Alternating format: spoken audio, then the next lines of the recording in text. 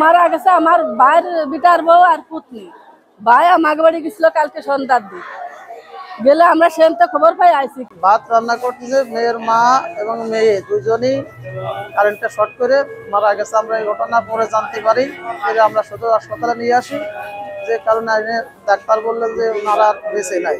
Current ওই ভাত খুলতে যায় বোধহয় কারেন্ট খুলিনি, ওই অবস্থায় দেখে চামচ মামচ নিয়ে পড়ে রয়েছে। ওই সেই সময় আমরা দৌড়ে নিয়ে চলে আসি। ও সকালে ভাত রান্না করতে গিয়ে সুইচ লাগাচ্ছিল, বাচ্চা না পড়েছিল, সেই অবস্থায় মারা গেছে, কারেন্টটা শর্ট করেছে, প্লাগ লাগানো। আজকে সকাল 9টার দিকে, আনুমানিক 9টার দিকে মা ও মেয়ে দুজন বিদ্যুৎ স্পৃষ্ট হয়ে আমাদের ইমার্জেন্সিতে আসেন এবং আমরা তাকে এখানে পরীক্ষা নিরীক্ষা করি এবং পরীক্ষা নিরীক্ষা করে যেটা দেখতে পাই তারা আগে মৃত ছিল এবং আমরা তাকে ভাইটাল পরীক্ষা প্লাস ইসিজি করে দেখি যে তারা মারা গিয়েছে।